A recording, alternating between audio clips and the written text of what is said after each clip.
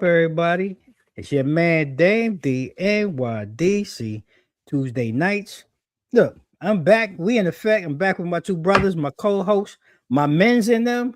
What's happening, gents? How we doing this evening? What up? What up? Hey, What's going on? Good. You know, like I always say, I'm doing totally wonderful. I'm with my brothers, so it's always a good evening. Yeah, that's exactly what it is, man. And what a perfect time to get together and talk a little sports. And ladies and gentlemen, you know, I see some of you creeping in. I know some of our Knicks fans. Look, if you coming in, come on in early. It's okay. But we're gonna get down and we're gonna we'll get hey, look, we'll get done before tip off. All right. Y'all. Right.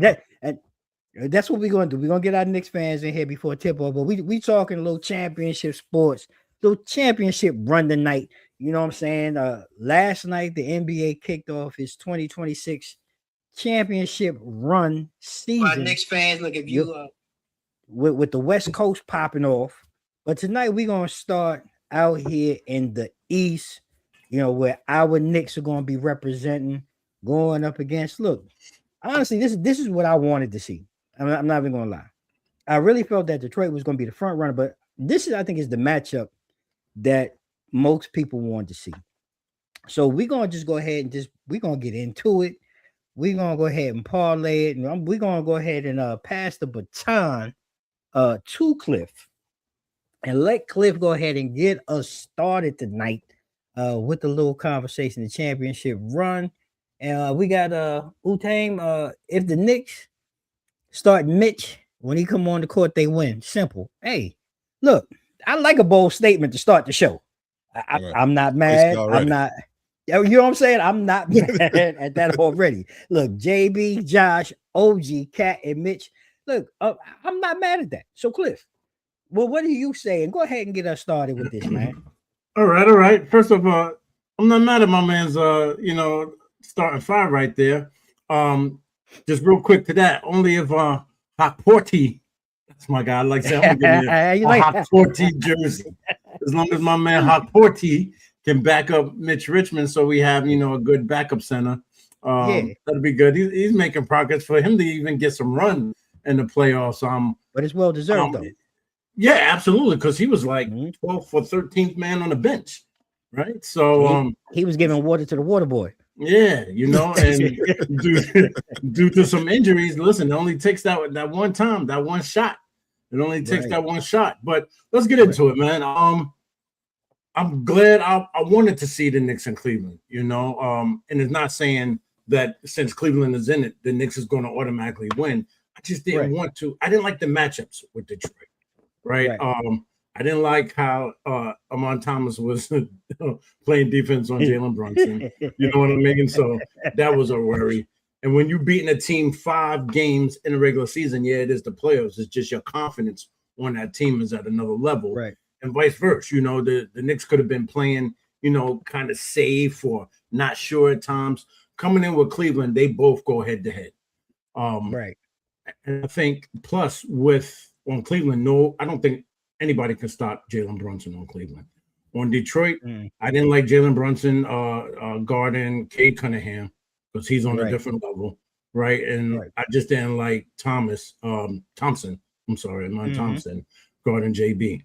But this series, this is not going to be an easy series for the Knicks, so I don't hope they think they're the 76ers. Nobody is injured or running, like a turtle up and down the court.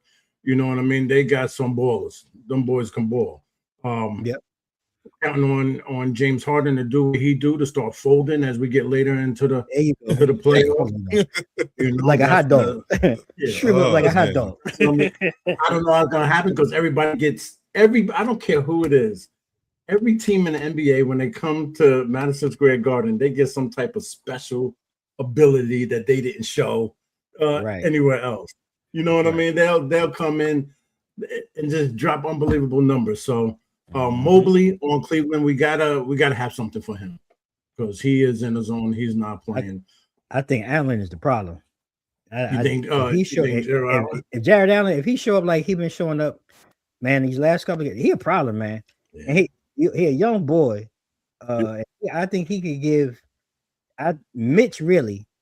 I think he can give Mitch a problem because if we put Cat out on the full and let him match up with Mobley is one thing, but Jared Allen, man, he bring a whole nother side to Cleveland, with their outside shooting, and I think that's going to be key for us to stop. Obviously if they shoot like they did the other night, but we got to hit them boards, man, and we got to be able to keep Jared Allen and Mobley off the glass. Correct. If OG's playing like OG, I don't think anybody's going to be able to stop him. X Factor. I think I'm looking at that. Yeah, he's the X Factor on that. So it's a good series. Yeah, I'm definitely excited. And so we're going to do. Just got to keep D Wade and Strauss on hold from the 3-pointer because they start shooting from everywhere. So. Yeah. Well, I mean that's what I'm saying. As Ern is saying, JB, Donnie cancel each other out, which I think we agree on that. As far as X Factor series, Merrill, D Wade, and those guys, and Haporti and Dukes really, and really Jose is another one that has to really step up. But I also think Clarkson is really. I think this is where he has to show up why we signed him for that defensive expertise, that extra body to throw at. God forbid if James Harden get hot. But I'm really looking at Donovan Mitchell because when he hot, and he's come to New York before and smoked the Knicks. So I think this is where a guy like Clarkson and Alvarado really come in because this is what we really went and got them for, really to be that defensive stopper on the other team's best player. So I think this is going to be key, for them to really show up and show out and have success and really have an impact on what the Knicks do moving forward, whether it be in this Eastern Conference Finals and God give us favor into the Western Conference Finals. And I want to go ahead, Sam. I want to pass to you, man. I want to get your take on it. At first I was a little, I guess, I don't want to say sad, but just looking at the series that Detroit and Cleveland went through in order for, Cleveland to make it to the Eastern Conference Finals, it just let me know that, right now that true star power is out there in Cleveland with Donovan Mitchell. I mean, there really wasn't an answer, especially leading into the fourth quarter. It's like Cliff said, doggone James Harden, he just went cold turkey all the way. He had like 8 points or something like that. Doing his James Harden. Yeah. James Harden being James Harden. So, but it was good to see the rest of the team just pick up and carry on. So I really feel like the Knicks is going to take this series. I'm not, shining away from the talent that Cleveland have and everything, but I guess that's the bigger question is who wants it more and, how exhausted Cleveland's going to be too, because they play like 2 Game 7 series, back to back. And here they go into this one. So, are they going to be ready for the Knicks? Because, the Knicks had that rest, or now are the Knicks going to sit here and be rusty, which I doubt it. I have high expectations for Cat. And I hate to say that, I've been giving Cat a lot of grace ever since he defected from Minnesota. So to me, I feel like he's as good as Jalen Brunson is. You got to get Cat, Karl Anthony Towns started too, because I think once he starts getting into the game, whether it's in the paint, his perimeter shooting, if you get him active, then the Knicks is going to be on money. So, I hate to say it, but let's go Knicks. You know what I'm saying? Hey, look. It's almost 50 years in the making right here. Come on, Sam. We got to come on, Sam. You give us some energy. Come on. The energy is there. The energy is there. You know what I'm saying? Come on home, brother. You are welcome, brother. Hey, look, I'm not going to sit here and rock no blue and orange. You know what I'm saying? But I'll support the cause. I will support the cause. Hey, look, y'all have my absolute and utmost support in this series. You know what I'm saying? Go ahead and knock it out game 1. I think it's going to be a good series. Looking at the way I was about to ask looking you at the way Detroit, it just wouldn't have meshed. You know what I'm saying? Right. Just for the simple fact that, you know, they're young, but you know, I think that was seen with both series that they played, how they stretched out so far. They're still missing one more piece. You know what I'm saying? Maybe a better floor general. I think that's what they really need, a true point guard, to go out there and help out Cade. But I mean, you have that on the opposite end, whether it's James Harden or Donovan Mitchell. Like Cleveland have those weapons right there, but you know, the Knicks can offset that with the talent that they have too. So I think it's going to be a good series. I don't think it's going to go to the game 7, but hey, let's go next. You say about 5 or 6? What do you think? Yeah, I say 5 or 6. You know, it's not going to be a sweep, but you know, it's not going to 7. Definitely not going to 7. I would agree. I think you mentioned something, Sam, that we were talking in the office today. I think the series goes 5 if you talked about Cat. I think if we go back to the Atlanta series, like the last 2 games when Cat kind of dominated the high post, everything really ran through Cat instead of being score first Cat. They ran the offense through him as a passer. I mean, this dude had like 11 or 12 assists. And I think that in this series would be the same key to their victory, where now Jalen Brunson is not pounding the air out of the ball for 20 seconds.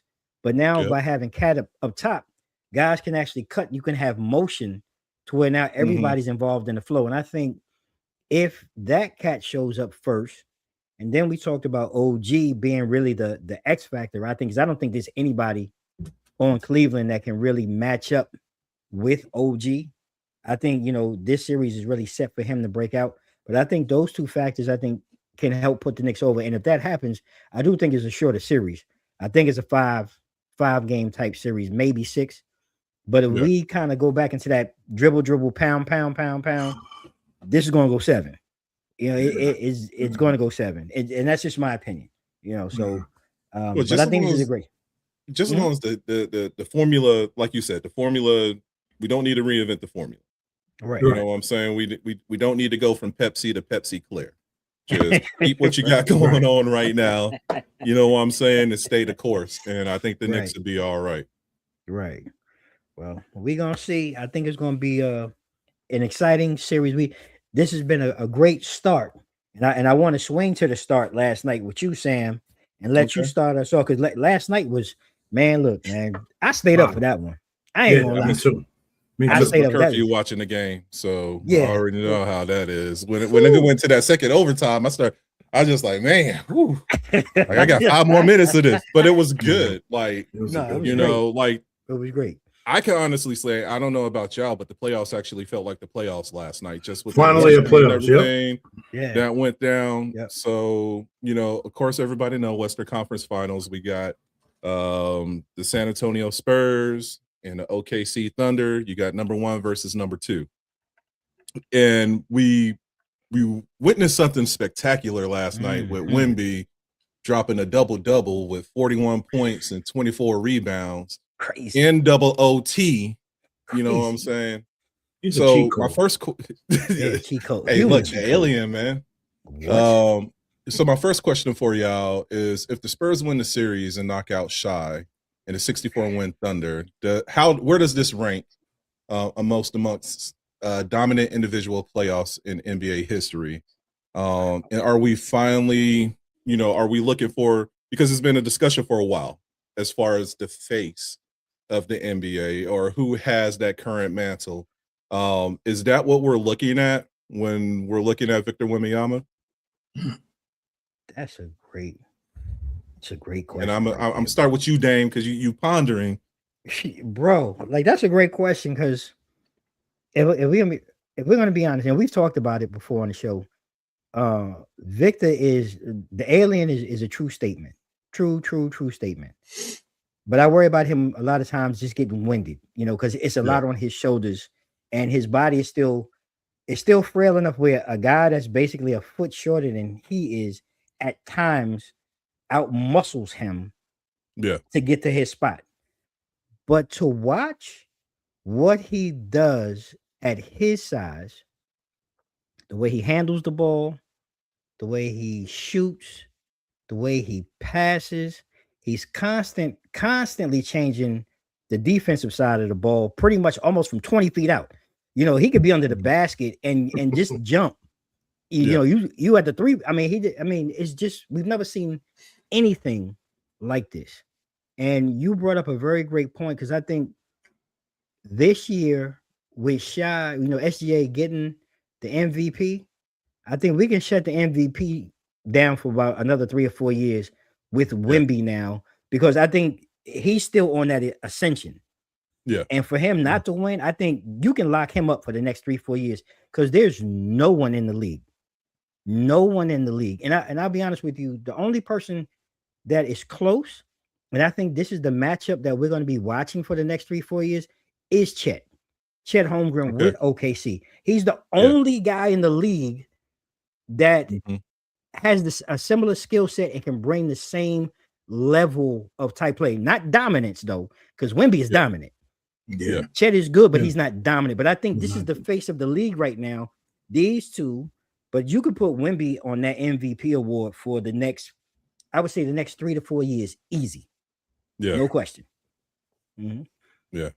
Man, when he hit that 3-pointer from half court. Well, it wasn't half court, but it was a Steph Curry shot. It was a Steph Curry shot. I said, "Yo, hey, wait, that shit look like." Hey, look, that looked like a doggone just a regular perimeter jump shot. You know what I'm saying? For him, he did it with ease. Anybody else hit that shot, they jumping up and down. They so happy because it was almost a half court shot. He shot it and it went in, and he just went back to playing defense like it's supposed to go in. Right? That's insane. Yeah, they tested his windpipes. You know what I mean? Because he played a lot of minutes, and he had to, had to. One thing that's interesting that because I was always, every time I look at him, I'll be like, yeah, I hear everybody saying, and you hear it everywhere. For the Dame, you're absolutely right. If he plays like he keep on playing for the next 5 years, he got it sewed up. But when you look at his height and his weight, you'd be like, how can he sustain that? For the next 5 years, right? But I was watching some things that I never heard Akeem talking about it, Patrick Ewing talking about it, Shaq talking about it. Definitely Shaq. Well, Shaq was never in shape center anyway. He was just dominant just because he's Shaq. But what I watched on Sports Center is like this guy Wemby, on his exercise days, he has days that are just dedicated to his feet and his toes. That's all he focuses on. And that's big. That's huge for a center, especially somebody his height, because that means he knows what can knock him out, right? What can keep him out of the game and keep him out from being so dominant, which is his legs and his feet. And you look at big guys like that. You look at the Yao Mings of the world. A lot of the other big men that came in with that, those were the issues, you know, lower extremity, lower leg and feet.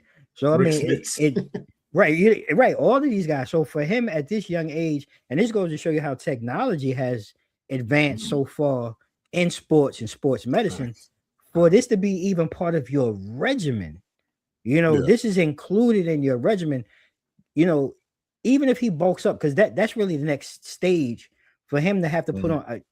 I don't think it has to be a big 40 or 50 pounds, but I think if he bulks up 15 to 20 pounds with his body, can still maintain that weight, his legs still maintain that, his feet maintain that. Could you imagine? I mean, it's already mind-blowing. But like I said, there's instances where you get a guy like Blake who was guarding him last night. There's no way this guy's supposed to be pushing him 15 feet out.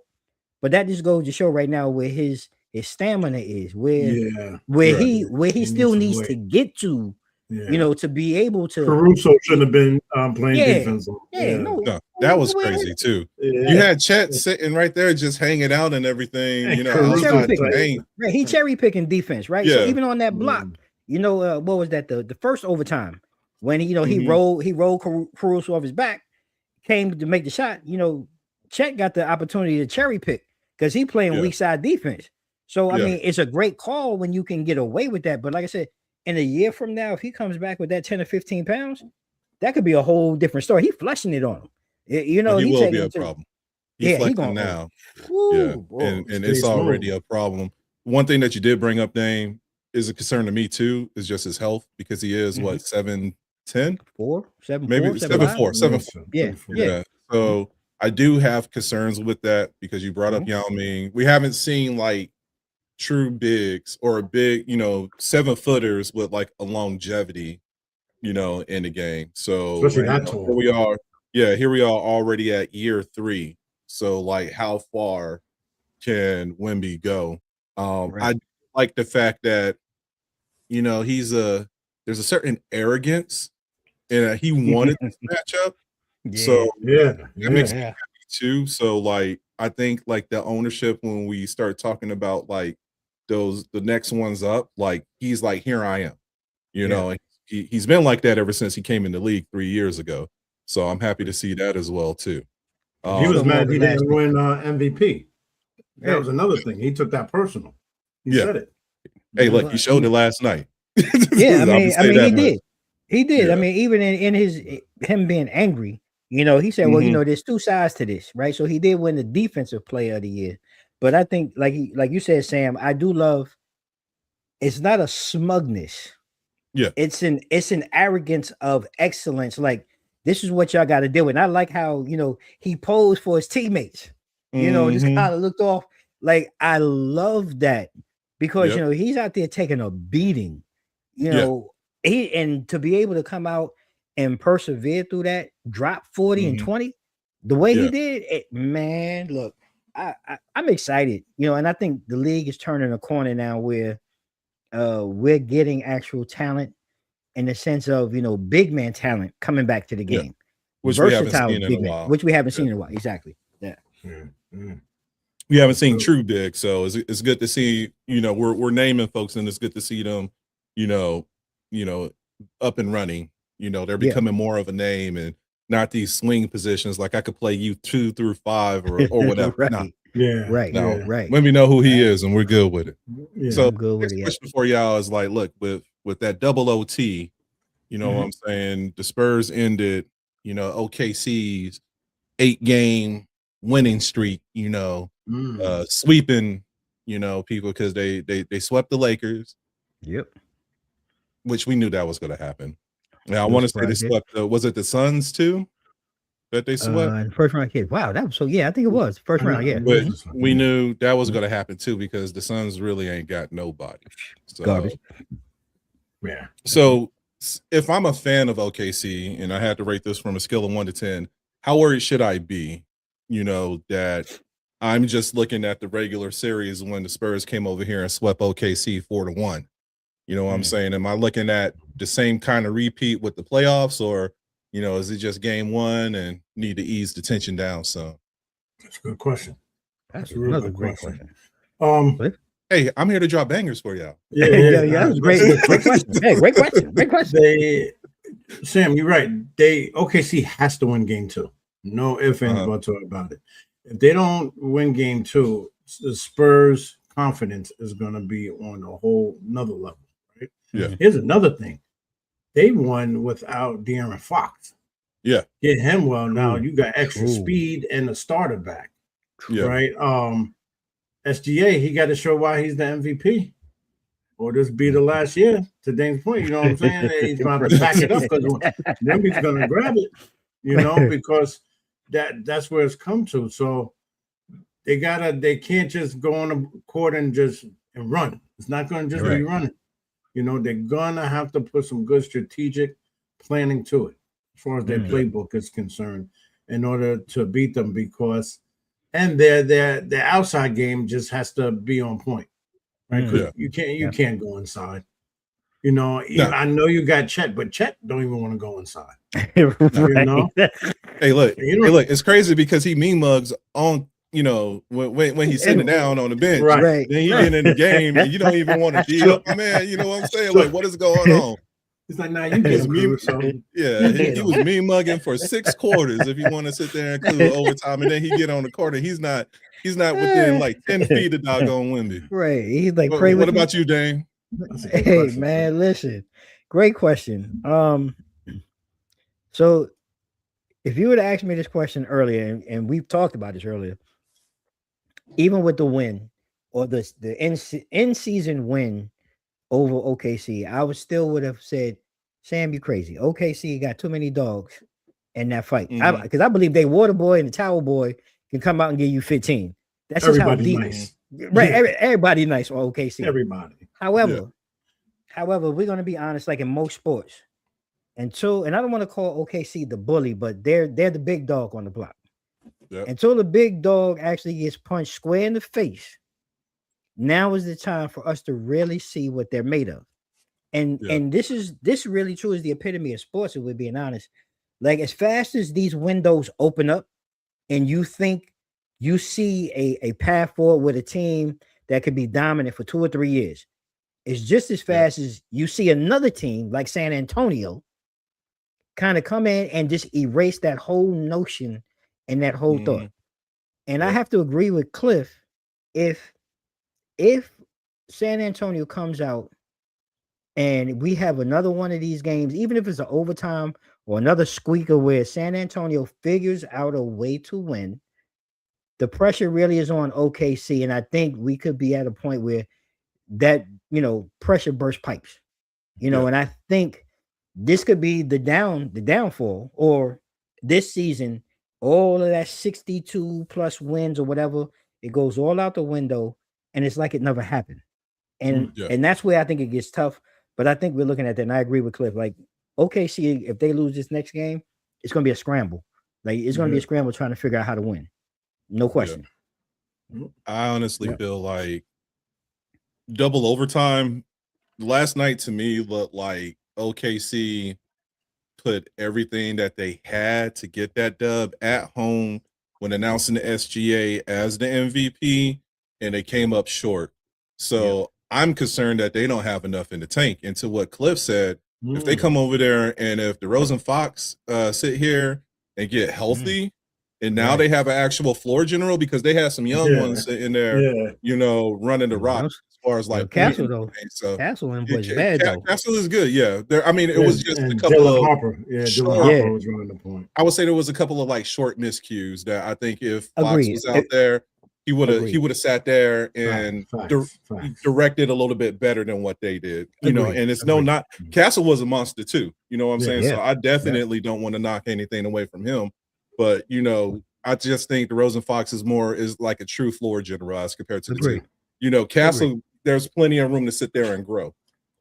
But I just don't know, like, game 2, like how OKC is going to react after just getting this shellacking, because honestly, they don't have an answer for Wemby. You know what I'm saying? And minus Caruso. Caruso was the only one that had like the best supporting role, because he had like 31 points. 31. He was killing the game, man. He was killing the game. Caruso was on fire. So, but it kind of falls flat after that. So, are we going to see is Chet Holmgren going to sit here and stop mean mugging and actually like D up Wemby, which honestly what he needs to do. I mean, I know that they played against each other in AAU and all that stuff, but this is, like you said, to be the man, you got to beat the man. So San Antonio just look hungry right now. It's scary how they're playing right now, because like you really feel like there's not a true answer, what I'm saying, for Victor. So, but I mean, we'll see in game 2, and I could be eating my own words, but like that's what it seemed last night, because every shot that doggone OKC took, there was an answer right on the back end with San Antonio.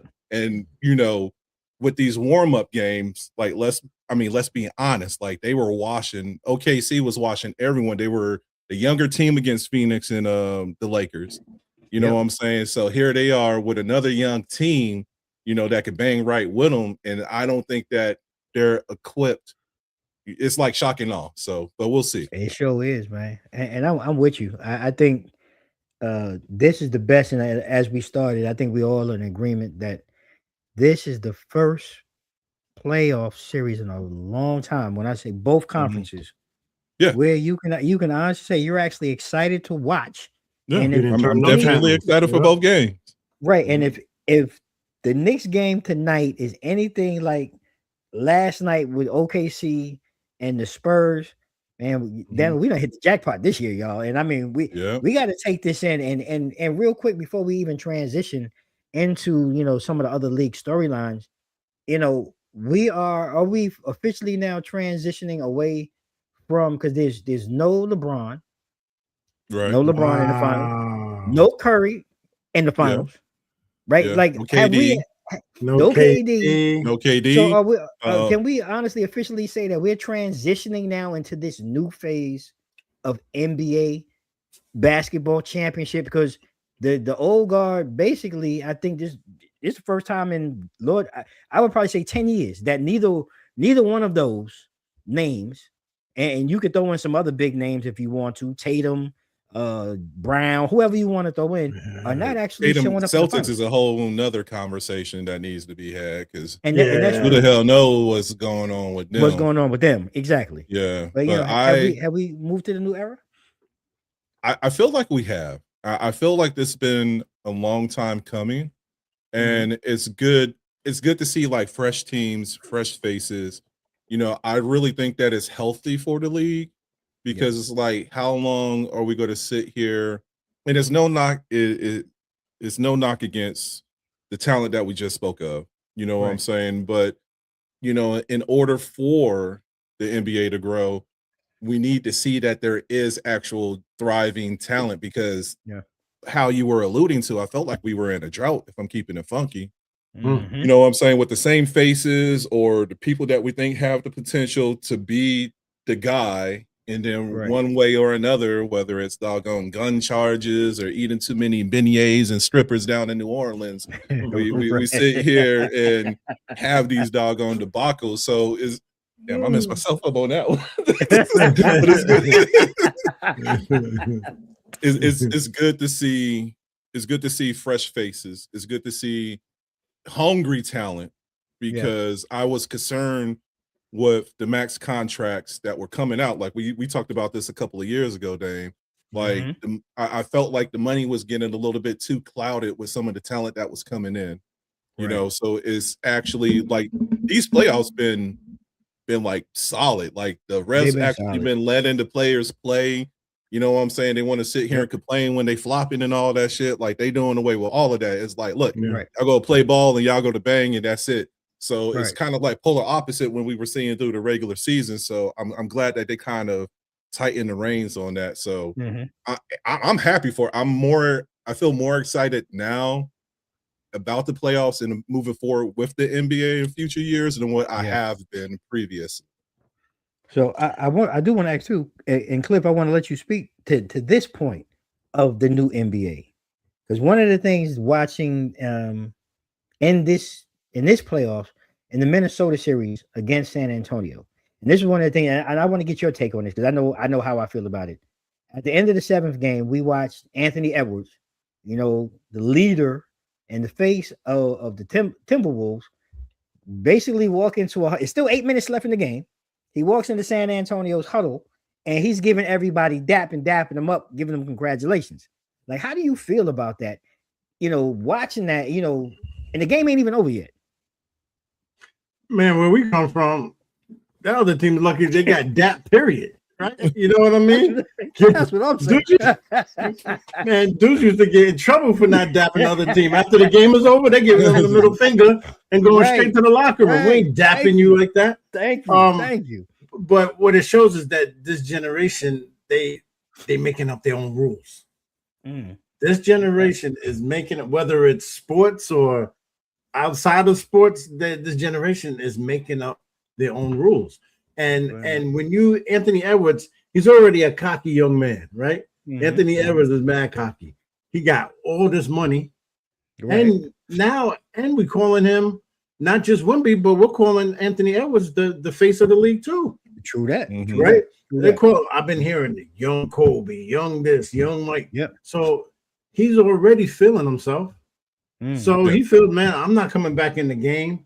I probably, after the quarter's over, I just want to go straight in the locker room. I'm gonna give everybody that now. Get it over. Not thinking like, young brother, there's a system to this. Right? You still carrying a legacy. This is a brotherhood, and you still carrying the legacy from the brotherhood of the ones before you. And with 8 minutes, hell, we done seen Reggie Miller drop 20 points in 30 seconds. You don't know, you know what I mean? You don't know what can happen. You just just gave up right then and there, and just showing your team that it's a wrap. So if you're the best player on the team and you saying it's a wrap, everybody else going to follow suit. So I don't. I can't. I do believe in keeping. You got to keep that system that was created, right? Just for sportsmanship, you got to keep that system. Now, one thing I may debate and go back and forth with people on is if a team is winning by 40 points and the game is almost over and the guys still go and drop a layup or a dunk, and we saw Yote get mad. Right. You get the business. I'm not mad at that. Right. You get the business. Where I'm from, I'm going to whip your ass to the final second. You don't like that? Okay. Right. Look at this layup. I'm going to dunk it. I'm going to scream everything. I don't mind that. You should have stopped me a long time ago. Stop. Exactly. You know what I mean? Right. Yeah, stop me. Right. But that 8 minutes to go and you giving everybody that, you just showed your whole team that you're throwing the towel as a leader. So I wasn't digging that. And that's where I was going. So you spoke on, because to me, you the face, you the leader, you the franchise guy. We all grew up in that era where the Michaels of the world, the Kobe's of the world. Well, the first person I thought of was Isaiah Thomas. When Detroit was like, okay, all right, y'all, y'all ready? Michael hates him to this day. Right. Like, dude, all right, we fuck these. We walking out. We walk, and you know what I'm saying? So that's where I come from. Now, is that poor sportsmanship? Yes, but the mentality of a warrior and a competitor. I get it. Yeah, don't like losing. So I get it. So that just bothered me a little bit, and I just wanted to touch on it because one of the other things that has transpired over the weekend, during the Cleveland series, is that we had James Harden, the dirty beard guy, surpass Steph Curry to become number 10 on the all-time scoring playoff list. And we laugh and we joke. And I don't want to say it. Sometimes I think it's serious for me, because I think the dude he's great at stealing money and not showing up when the lights are on when it matters. But to say that he's actually number 10, like in my mind, like I would have never associated that with him in the playoffs. So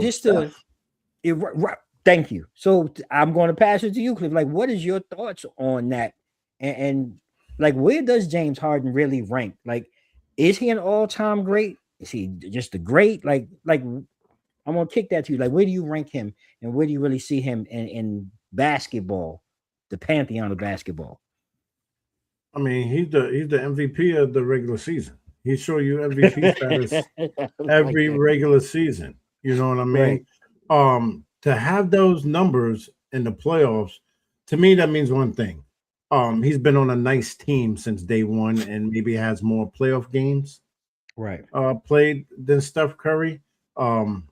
Also, when they was the Splash Brothers with Klay Thompson, Steph Curry had to give up the ball a lot. I think James Harden, he's a great point guard, and he has great assists, but he's also been the main scorer on any team that he's been on, and they always made the playoffs. James Harden, I think he always made the playoffs, right, Sam? Unless I'm wrong. It seems like I think so. OKC, going back to all the way, I think early OKC.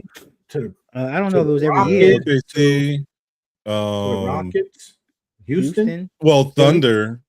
Thunder. They went to the conference finals. Yeah, I don't know if they started out though. I don't know. There might have been 1 or 2 years early on that they didn't, but he's always been on a good team. Yeah, he's always found his way. A good team. From there to LA to I mean, he's found a way. I just don't know what it is about once he gets in the playoffs and it gets to your game 6s and 7s. I don't know. It's weird. As nice of I tell you what, he's an MVP. If you put him as a 6-man, right, in the playoffs, he'll be dominant. Because now when he's coming in, a lot of the starters is sitting down, and they'll light him up. Right, they'll light him up. I think he'll be more effective as a 6-man in the playoffs. We know he could shoot, but points is as we can see, points is not going to it's not going to take you to the top. Get you a jacket, man. It'll get you a jacket, but not a ring. So you on the same page I am. I'm like, you can score as much as you want, but that dude got what 3 rings, 4 rings, whatever it may be. So yeah, it does you no good. Sam, what's your thought on the bid and his climb to number 10 in all time scoring for the playoffs, and where does he rank in the pantheon of basketball?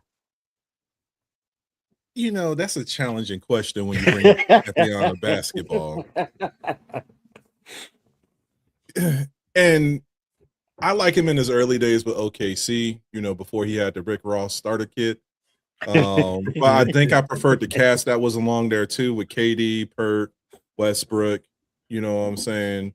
I think that was a good solid core. Ever since he left OKC, because he's been chasing, a ring, or he just wanted to be the highlight of his own show. I don't know. It's I think Cliff said it best. If it's the regular season, he's gonna score them points and everything. And he became like the 10th leading scorer off of 8 points, off of an 8-point game. So that kind of let us know where he's at. And I don't want to sit here and not knocking nobody. But he wrote more on Donovan Mitchell and the Cavs, than he was jacking up shots that game 7. Sure it wasn't nothing hitting. So it's like congrats, but only thing you got is a ranking on the board. You don't have any rings to show. You don't have any playoff MVPs or champion MVPs. There's a lot more I feel like kind of like go with that. So it's like he could sit here and he could score all day, but if you don't have the hardware to show, which a lot of these conversations when we talk about the greatest and everything, like I still feel like that negates him in that category. Like he's in the top 75 or the NBA top 75, whatever you want to say. But until he gets a ring, he needs to check in. And I honestly don't feel like I don't think it's going to happen this year. You know what I'm saying? That he's not getting any older too. He's going to be in that same conversation that we were talking about our, other veteran ball players too. So, it's just like, you know what I'm saying? Like, congrats, but like moving on, because just with his history and everything, especially like with the Clippers, even in doggone Brooklyn, you know what I'm saying? Like, these weren't really. Oh shit! Even he was in Houston too, right? Yeah, that's what I'm saying. He's been on some dope teams. Yeah, he's been on some really good, talented teams, and then like he gets pissy, and now he wants to leave. You know what I'm saying? So there's not even that core of like rebuilding. He's just, and it really just depends on who's on the roster too. Like he thought that he was going to be mad successful with the Clippers, but Kawhi damn near. He screwed the pooch on that one. Yeah, I don't know what happened. Thing funked it so damn hard, like it's like here we are now. That didn't work out. Yeah, here we are now. Like there's a lot of.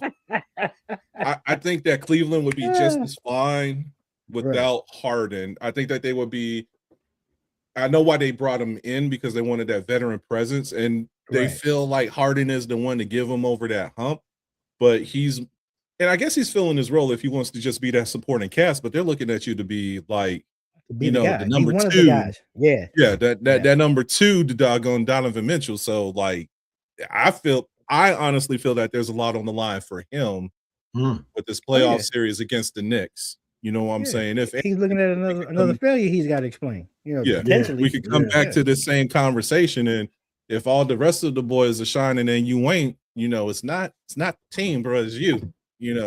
At the end of the day. So I think they should have looked at that it's you part before they brought him over. But hey, I'm not one to talk about nobody. I mean, I agree with that. Like when I heard about the trade, I was just like, really? Like, you know what I'm saying? Like I think we all were like, really? Like because I like Garland. Garland is a nice point guard to me. Again, though, I'm going to give up, and I get it, the veteran presence, but Harden's 37. Garland's like what, 24, 25? Like I'm looking into the future. This guy, he's only got maybe one good tread. Like he's like CP3 to me. Like, yo, he about to get a flat tire. He about to blow out a hamstring or something. Mm-hmm. Because I mean, he's just not that guy. But you know, Right. like you said, I agree. I think in sports, most of the time we're measuring people not by points, right? And like Cliff, you said it perfectly. You know, you passing the guy in Curry who's got multiple championship rings, multiple runs at it, where Mm-hmm. you've been everywhere but get the same results. And Yeah. I think that really says it all. But I Mm-hmm. do want to take a moment too and just kind of switch because we're talking about free agency, you know, as well. Yeah. When we're looking at this, you know, we're at the back end of the season, and I'm just going to ask each of you one guy. Just take one guy, and Okay. Cliff, I'll start with you. Um, let's look at LeBron James because we talked about him before, and you know, right now we have LeBron definitely at the end of his career, and I don't mean that in a negative way because at 42 years old, he's still putting up top 20 numbers. You know, he's 20 plus points a game, 7, 8 rebounds a game, 4, 5 assists a game at that age. Those are still great numbers. But is he really positioning himself now? I guess is the question for life after basketball, or is he really trying to figure out which team, if any, can offer him both? You know, life after and continue to be positive on the basketball court. And are the Lakers one of those teams, or do you think it might be somewhere else?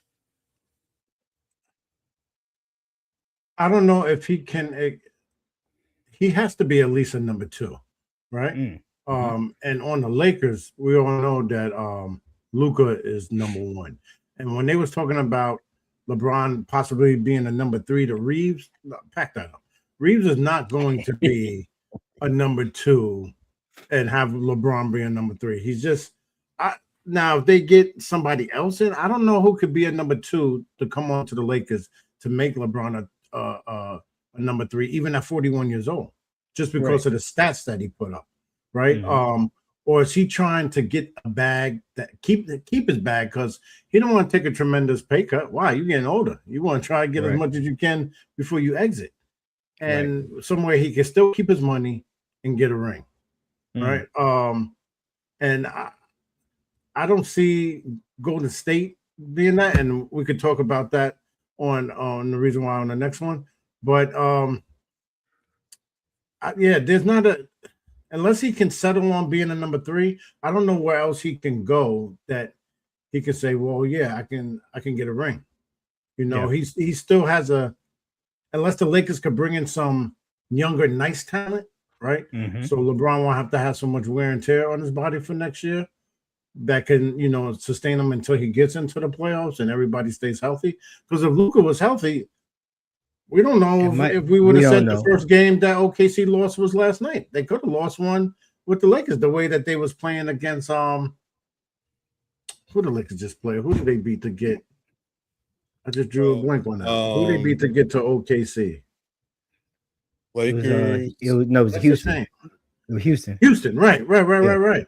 So who knows what would have happened, but I want him to pack him up. It's like we don't want him to go, right? We want him to go. We don't want him to go. Right. I mean, if he was trash, I would say pack him up. But I mean, he's still legitimately at this age still producing, and that's the only reason why I asked. You know, but he still wants to be that main name, and just on the Lakers, he's not going to be that name no more. And now the Lakers are thinking, listen, I could get two for the price of one. For one, yeah. But listen, he's always welcome to come to New York. All right, we will find a place in a home for him. Okay, we'll take. I better send his ass to Brooklyn. Yeah. Now, I mean, I think that's a better fit. But he's not going to win nothing. Hey, look. He's going to retire. Don't put that on yourselves. I don't need LeBron, and I don't mean that in an offensive matter. Y'all don't need him. No, y'all fine. No, we don't. Yeah, I don't want him. But I want to transition to you, Sam, because in the Eastern Conference, there's still a megastar that's still in the, I guess now turning 30. I think Giannis will be 30. That's still kind of in that semi-twilight of, you know, dominance in his career. And if Milwaukee doesn't break through like with a deal, like Yeah. does loyalty win out? You think from Giannis's perspective, or should Giannis really start contemplating and exploring, a championship ready situation elsewhere, for him in this second part of his career? I think that he's already been exploring Okay. opportunities, but he be posting these subliminal tweets because one minute it's like, He yeah, does. He you does. know, so frustrated. Me and my 4 brothers on the team are so frustrated. And then another minute is like, I will So never leave you, frustrating. Milwaukee. Like, my love for you is everything. And it's like, Negro, make up your mind. Like, which one is it, bro? Like, it's such flip-flop. Me, honestly, I think that he needs to leave Milwaukee. I don't a lot of stars don't even want to go to goddamn Milwaukee. And I think that they got everything that they could when they won that championship with Drew Holiday and company, along with Giannis. That was a So, bomb spot too. 3, like the past 2 seasons, we've been talking about bigs and injuries, and here comes Giannis with 2 back-to-back seasons. Like he's been playing, but he hasn't been playing to his full potential just due to, the knee, the back. You know what I'm saying? True. And these things are becoming a little bit more prevalent now.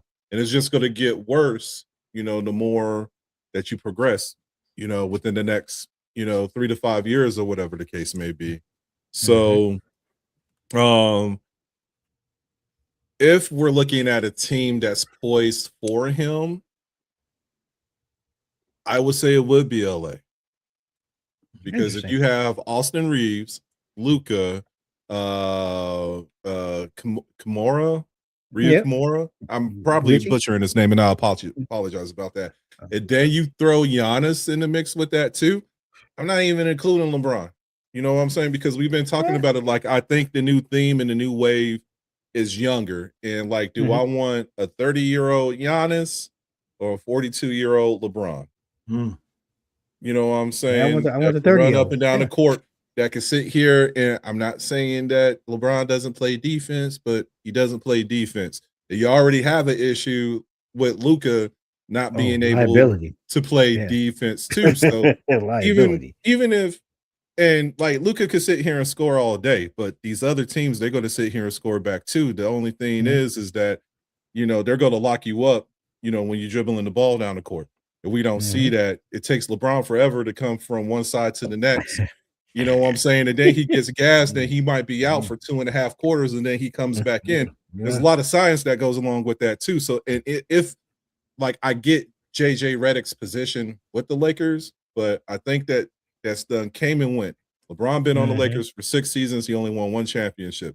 They've been booted out the playoffs first round. Well, he made it to the second round this season. Yeah, but it's been like quick eliminations. We haven't seen a Western Conference, meet up or them being considered in the Western Conference since they were in the bubble. So, like I said, that to me, I think like the LeBron and the championship era is closed. I think if you bring Giannis in to that fold, and if he can remain healthy out there in LA with those two, now we're talking about a problem. Along with OKC, along with San Antonio. No, that's good. Yeah. Depending on what Cooper Flag and Dallas do. You know what I'm saying? I think that there's more of a conversation, and we would consider the Lakers more of a threat versus, it's like LeBron and the Lakers right now. We're not talking about the Lakers. We're talking about LeBron and the Lakers. So that's a good point. If Giannis come in with that new move, to me, I think that would be a good fit for him. Like, if we're talking about a package deal that's already ready and good to go. So I like that. I mean, that's a great point. I'm not mad at that. Not to sit here and knock on LeBron, but he already made his bed with how he feels about LA. So I think that this is his last year with LA. So we need to be eyeballing it. There's a couple of teams that Giannis already said that he would like to go to. I know that he brought up the Knicks before. I know that he said that he would love to. What you think about that? Would you give up Cat for Giannis? I don't, old me, if you would have spoke to me a couple of years ago when Cat been earning his stripes since he's been in there. Right. I would say that would be too. Cat's been healthier than Giannis too. So Than do I Giannis. really want to sit here? I got a good thing going on right now.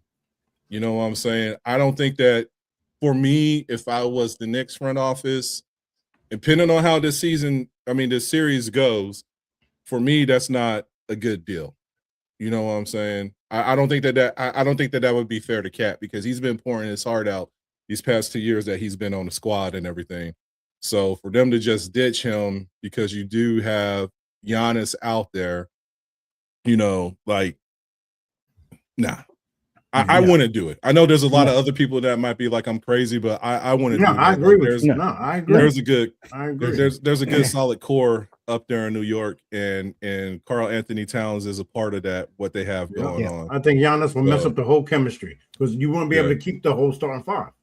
Somebody's going to have to be giving up with it. So and that's the part I think as fans, that's why they call fans of fanatics, right?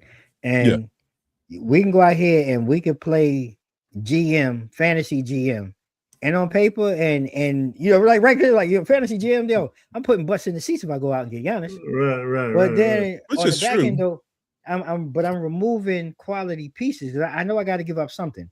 Do I give up Hart, who's really the heart and soul of the team? Like he's the grit. Do I give up Alvarado, who's another guy that's the grit and soul of the team? Do I give up Mitch Robinson? Yeah, he's got his faults, but when I need somebody down in the post to anchor the middle, he's there, right? So I'm with Cliff, and like I said, fantasy GM, Giannis look good, but like I'm not going to tear up what I built. I think we still need to tinker with another body. Like honestly, like this time of year, I miss Prince Iquara. Like when we had like he was a 3-4-5 guy that he could play all three positions. He's going to give you quality 10 to 12 minutes. Like I think that's what. Depending on what happens with this series and even with the rest of the season, we need to tinker with one or two things, but we got to keep that core. And I agree with you, Sam. Like this is what changes with sports. Instead of everybody playing fantasy GM, give back the credit and the respect to the guys that have put in the work. Because from the time that Cat got to New York to the Cat that we have now, his physical, his mobility, his health, his stamina. Everything has grown, so he's put in the work. So give him the respect and give him the opportunity to go ahead and be a Knick. Same thing with Brunson. I love Brunson. He's done everything to earn what he's earned. Josh Hart, all these guys that are here. So don't go tear it up just because there's a name out there, whether it's Giannis or Kawhi or whoever. No, don't bring up Kawhi either. Kawhi, nope, we're not doing that. We're not doing that. Don't want that. But I'm just throwing it out there. Yeah. But look, no, I dig it. Free agency is going to be good, but I think a lot of moving, like wherever, and this will be my last, wherever LeBron goes, I think that would be like his Jordan going to the Wizards. You know what I'm saying? That's how I feel about that. I don't. It's not going to be a playoff contending team. Oh. You know what I'm saying? I think that this is just going to be his. This is going to be his sign off. You know what I'm saying? Maybe they might give him a little shareholder. I know he's been trying to sit here and wait for Vegas to become that new expansion and everything, which we still got like another year before we even see that. He's going to Seattle. They're bringing Seattle back. But that's where I see it. I just don't see LeBron. I don't see LeBron. Maybe Kawhi, definitely Giannis. I see some of them going to playoff teams, but I don't see LeBron going to like a true contender because their rosters are already lined up. Anything else they might get from from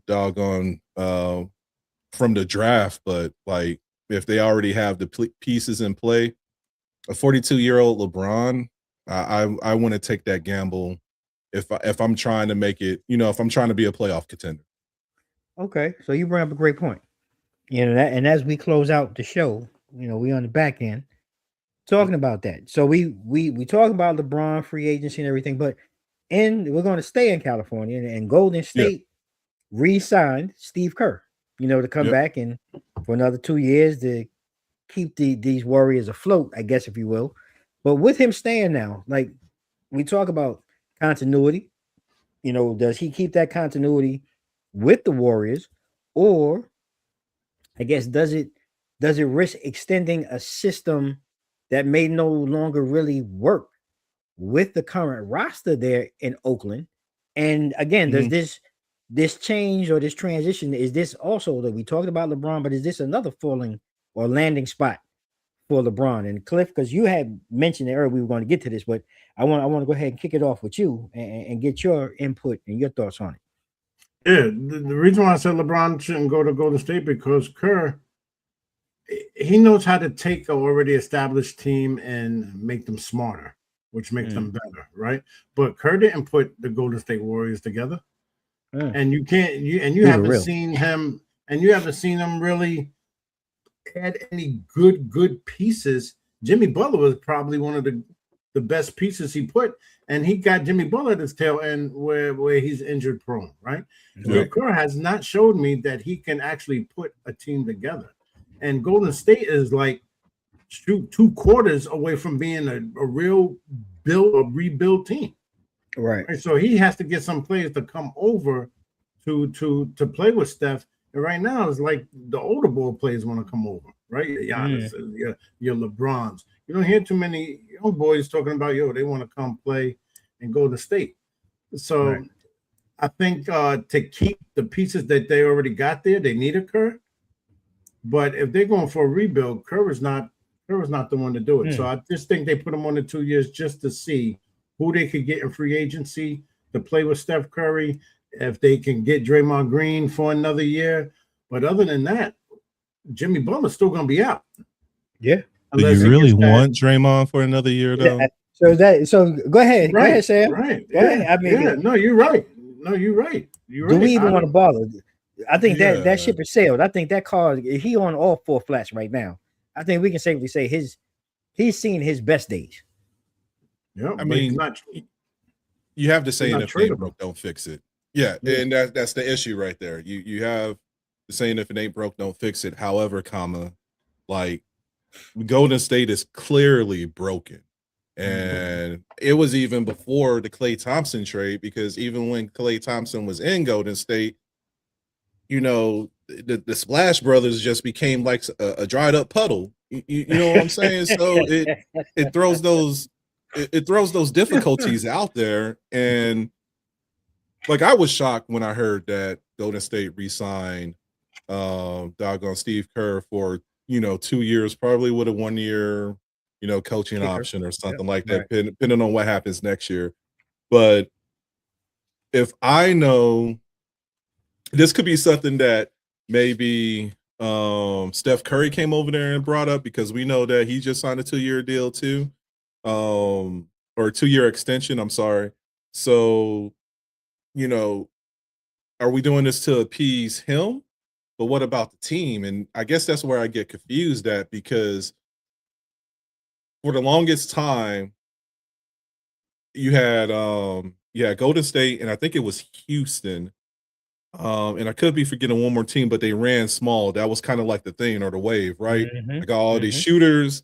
I can stretch it out to the perimeter. The ball's going to go in.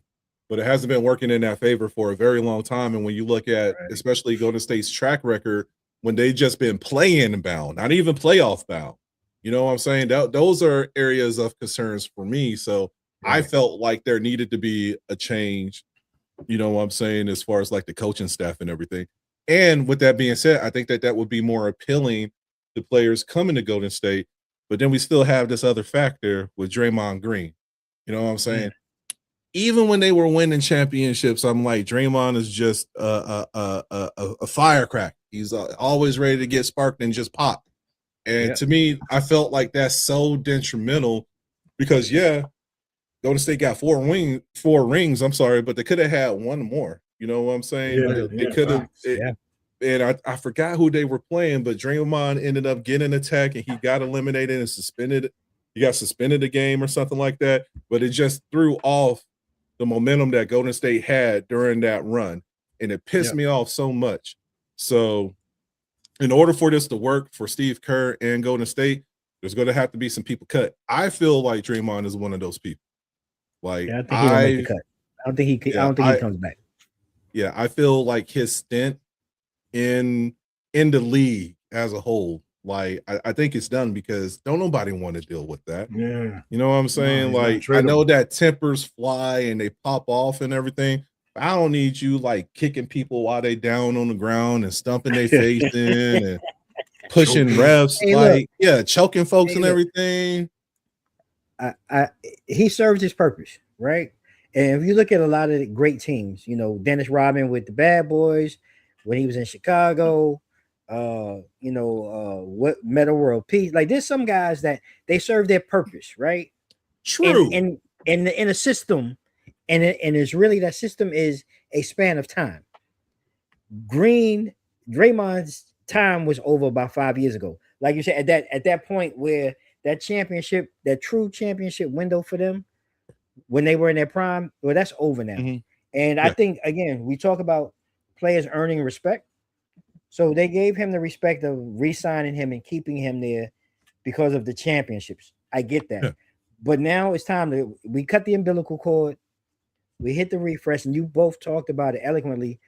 We gave Steph a deserved 2-year contract, but Kerr is not really the guy anymore.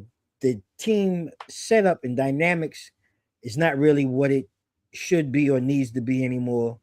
So now it's time to hit the reset button and go out and restart fresh. While you have Steph, you still have fans come out, respect him, his game, and what he's bringing, and let's get this farewell tour together, because that's really what we're looking at over the next 2 years. And I agree. I don't think Kerr is really the guy for it, but again, we're not GMs. We're playing fantasy GM, and these guys are getting paid to make these decisions. So let's see what happens. And I feel like they need to heed our warning, though. That's all I. Hey, I agree. Yeah. I agree. I gotta agree with what you're saying. Yeah. I agree. So it's been another great show tonight.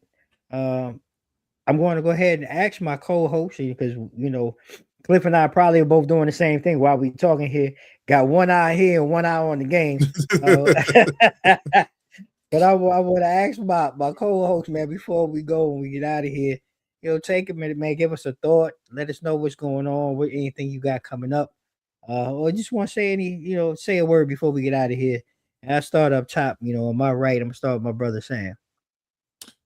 Oh, what do I have going on? I am relaxing. I've been on the road for like 2 months, 2.5 months straight. So I'm taking a breather from doing my training and development with systems and all that good jazz.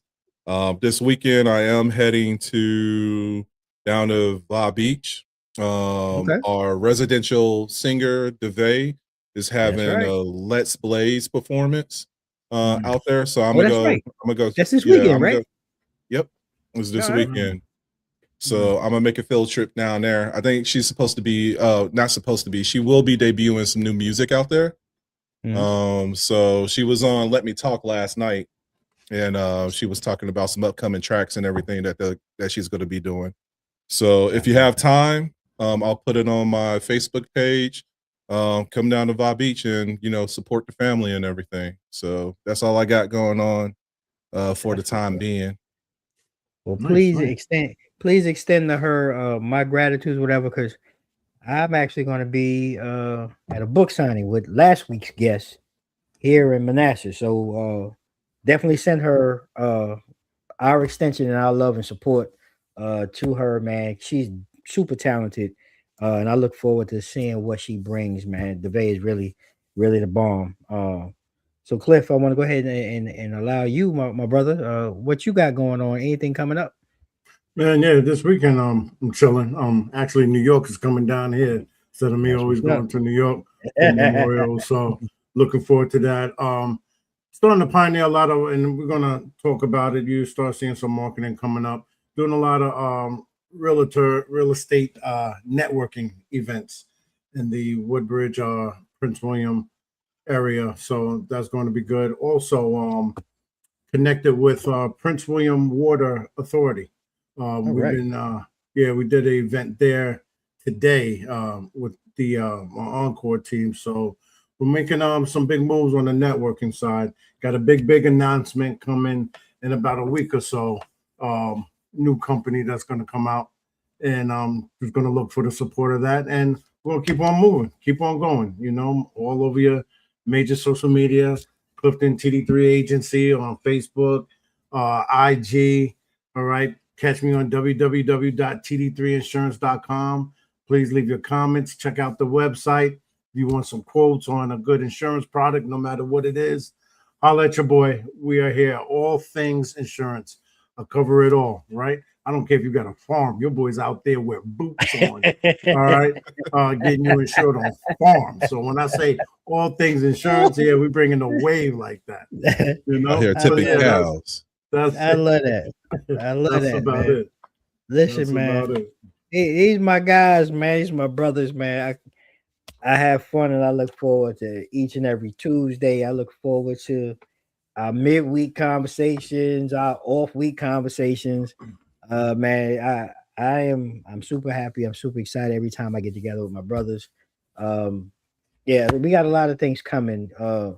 We've been in the background and we've really been politicking and really picking each other's brains and really starting to put some things in motion that'll be definitely more centralized to the DMV area. So I'm excited. Hopefully, in a week or so, we'll have some new news to definitely share with you all to kind of bring things more to the DMV for you all to come out and meet us and sit with us and politic with us and just chop it up with us. So we're looking forward to that. And all I can say is as we close out tonight, it's a blessing. It's a blessing when you have solid people in your life, solid people that are not just your friends, but you consider as brothers that hold you up, when you're down, and they keep it real with you, and really are playing a huge part in your life. And you see that, and I hope that you see that with us, because a lot of times they tell you that this is what we don't do. Men of color, that we don't know how to uplift and be blessed by other men in our lives. So take that with you. Be blessed. Continue to be blessed. I thank you all. I thank you, my brothers. We'll be back next week. Brand new episode. We'll be talking about stereotypes in sports. We're going to keep the sports theme going right now because we're coming up on summer. And, it's just that time of year. But we're going to talk about stereotypes in sports. So I hope to see you all back next week. And until we do, like we do at the end of each and every show, may you all stay safe, stay blessed. Mike's out. Go next. Go New York, go. 007.